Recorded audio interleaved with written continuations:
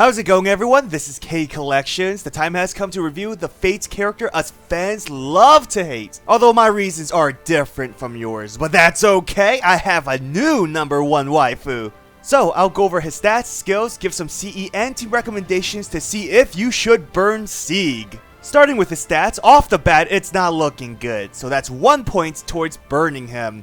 His attack is the 4th lowest compared to the other 4-star casters, lower than Gil but higher than Irie. Problem is that he's an offensive servant, unlike Gil who has great supportive function, so low attack isn't ideal for Sieg. Now you may think, oh, low attack means his HP is high. Nope, it's the 3rd lowest, so not only is Sieg's attack low but HP as well. It's like DW hates him too. Good news is that his NP gains are decent, and Arts Quick Arts will give about 30% NP. Stargen on the other hand, well, let's say he's not going to contribute too much. For active skills, the primary focus is his NP attack. All 3 skills revolve around spamming his Noble Phantasm. You'll use his first 2 skills together in combination with his NP. This allows him to charge a significant amount of gauge, especially if there's 3 enemies. His final skill will be used solely as an NP battery. The dragon damage buff is a nice touch, but will rarely be effective. Majority of the dragon type enemies is a rider. You're not going to use Sieg against him no matter how much you love him. Or maybe you don't, that's why you'll use him, so he'll die. Sabers and Lancers are the other 2 frequent classes for dragons, and then there's like only 5 different assassin dragons. Even on servants, majority are Sabers and Lancers. You'll use class effectiveness rather than a neutral damaging caster. Max out his 3rd skill first because a 30% instant charge is really good. Then focus on his 1st skill so you'll have a solid way to recharge NP. You may think his arts buff should be the priority. Problem is that it has a 4-turn downtime even when maxed out. That's pretty long. Instead, prioritize on his NP spamming as much as possible. His Noble Phantasm is an AoE that debuffs defense before damage. It's as simple as you're gonna get. The defense down is the reason why you want to concentrate on his NP gains and battery instead of the 1-turn arts boost. Not saying the arts boost isn't helpful, but go after consistency over a quick damage boost. The defense debuff also helps your other servants. If you can stack the debuff or constantly inflict it on enemies, then it benefits everyone. For C recommendations, the main focus is on his NP damage and NP gains. Thankfully, a boost in arts does both. Floats will come out this summer 3, Dive in Blue is already out and will give him early momentum with starting NP, and it's free to play. It should be max limit broken if you had 1 drop, if not, you'll get another chance since there will be a rerun event. Towards the distance will be out his event, and Painting Summer is the event CE for summer 3. Again, it's free. Finally, you have Orange Jet and Heaven's Field. Black Grail is an option if you don't mind risking his life. His HP stats are quite low already, or you just want him to be a quick wave clear, then it's fine. For team recommendations, obviously his lover is an option. Now, I read some comments where she can provide stars for him with her skill. The problem with that is that Sieg has a very low star weights, coming at 50, while she has, I think, 100 something, average level of star weight basically, so it wouldn't really work out. But what she can do is heal him, provide protection on him, and yeah, arts chains, that is always useful. For other team compositions, it's the same with many other arts servants.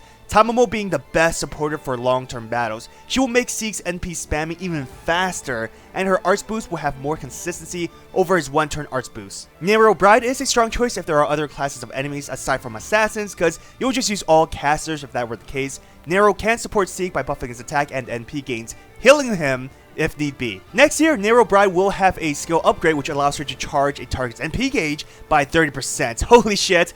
I can't wait for that.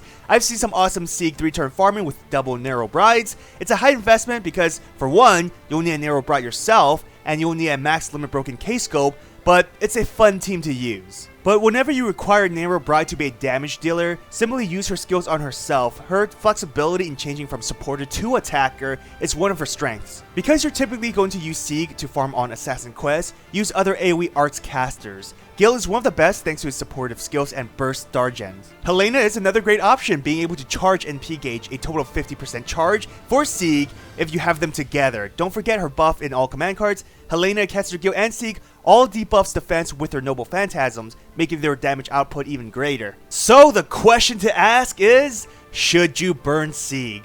The bastard survived by a paper-thin margin. He has a lot of weaknesses, making him one of the not-so-great welfare servants. Not the worst, but he's definitely down there. Sieg has one role: spam his Noble Phantasm over and over again. Thankfully, his skills allow him to do so quite effectively. For perspective, he can charge about 50% MP with an NP Arts Brave if there's 3 enemies present. Now, that's without skills, so he'll have no problem spamming his NP, especially if he has Arts supporters. Aside from stacking the defense debuff, Sieg doesn't really offer anything else for your team. He has no survivability, low HP, low attack, and a low damage modifier as well, so you're definitely not going to use him quite often for neutral quests. And his Arts buff has a 4-turn downtime. Now, you may say, some Buster Servants also have a 1-turn Buster buff.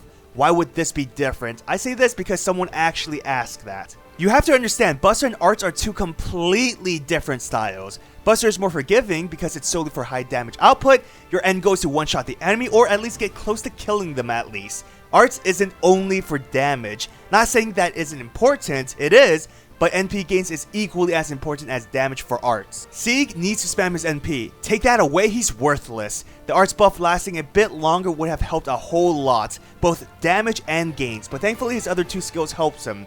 Just saying he could have been better with a longer Arts buff, even if you have to cut out a few percentages off the buff in order for it to last 3 turns. At the end, Sieg is not a great servant, but that doesn't mean he's useless. He's effective in farming, and since you'll have him at NP 5, his NP damage is quite good. But aside from using his Noble Phantasm, he doesn't offer anything else. Sieg will be very helpful for players starting out since they will be lacking in servants. So hold on to this servant. Sieg barely escaped from being burned, but will certainly not be your first choice for a lot of quests. Lock him up, throw him in the second archive so he'll never see the light of day ever again. A tremendous thanks to all my patrons for supporting me. If you want to support my channel, check out my Patreon or channel membership. Well, I hope you enjoyed this video. If you did, hit that thumbs up and subscribe to my channel for more Fates content. Follow me on Twitter, Instagram, and join my Discord server. All links are in the description. Have an awesome day, everyone. Till next time.